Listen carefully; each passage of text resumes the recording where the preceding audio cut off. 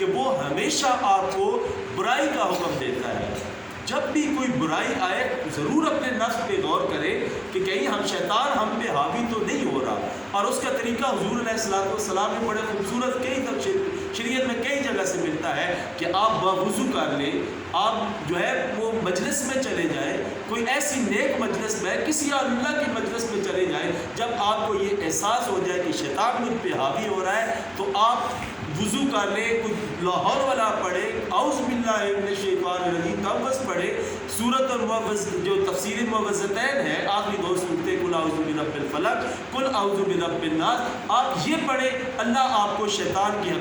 حملے سے محفوظ فرمائے گا، کیونکہ اللہ فرما رہا ہے کہ انما یامرکم بالسوء والفحشاء ہے کہ شیطان جو ہے وہ تمہیں برائی پہ ابھارتا ہے اور فحاشی پہ ابھارتا ہے۔ تو گویا ایسا کوئی بھی خیال جو انسان کو فحاشی اور برائی کی طرف لے کے جاتا ہے وہ شیطان کی طرف ہے، اور ایک بندہ مومن کو اس کے راستے میں دیوار بن جانا چاہیے اور برائی اور بے حیائی سے بچنا چاہیے۔ پھر فرمایا وَأَن تَقُولُوا عَلَى اللَّهِ مَا لَا تَعْلَمُونَ، اور یہ کہو کہ تم اوپر اللہ کے جو کچھ کے نہیں جانتے تم، یعنی جو تم نہیں جانتے اس کا بہتان اللہ کی ذات پہ لگا دیتے ہو، تو یہ شیطان کی طرف سے وسوسے ہیں، ان سے بچنا چاہیے۔ اور پھر فرمایا وَإِذَا قِيلَ لَهُمُ اتَّبِعُوا،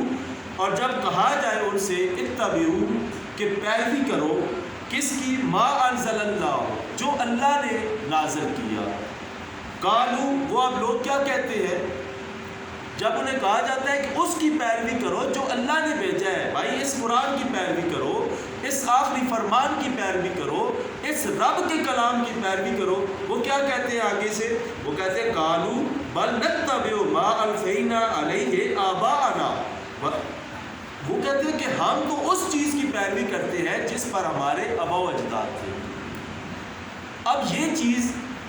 کہ ہمارے باپ دادا، اب میں نے پہلے جملہ جو عرض کیا تھا آج کے درس قرآن میں کہ جو اولین مخاطب تھے وہ مشرکین مکہ تھے قرآن کے، تو جو مشرکین مکہ کے آباء و اجداد تھے وہ تو سارے کافر تھے، وہ مشرک تھے، تو یہ مشرکوں کے لیے نازل ہوا ہے کہ تم اپنے آباء و اجداد کی کس طرح دین کی پیروی کر سکتے ہو، وہ تو سارے مشرک تھے، وہ تو سارے بے ہدایتیں تھے، وہ سارے ہدایت کے رستے سے ہٹے ہوئے تھے، پھر تم ان کے رستے کی پیروی کس طرح کر سکتے ہو؟ آگے ہے کہ اولو کان آباؤہم لا یعقلون شیئا ولا یہتدون، کہ کیا اگرچہ ہوں باپ ان کے نہ عقل ہو ان میں کسی چیز کی، ولا یہتدون، اور نہ ہی وہ ہدایت پانے والے ہو، تو کیا باپ گمراہ تھا؟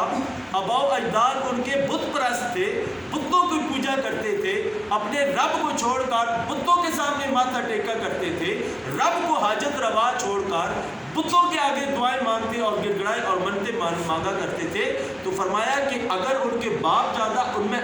بے عقل بھی تھے اور ہدایت میں بھی نہیں تھے، لیکن یہ ایسے لوگ ہیں کہ جب اللہ کا کلام سامنے آ گیا ہے اور رسول اللہ صلی اللہ علیہ وآلہ وسلم کی زبان اطہر سے قرآن ان کے قلوب و اذہان کو منور کر رہا ہے، لیکن اس کے باوجود بھی یہ کہتے ہیں کہ ہم اپنے آباء و اجداد کے دین پہ ہی رہیں گے۔ اب اس میں کچھ لوگ بڑی چلاکی سے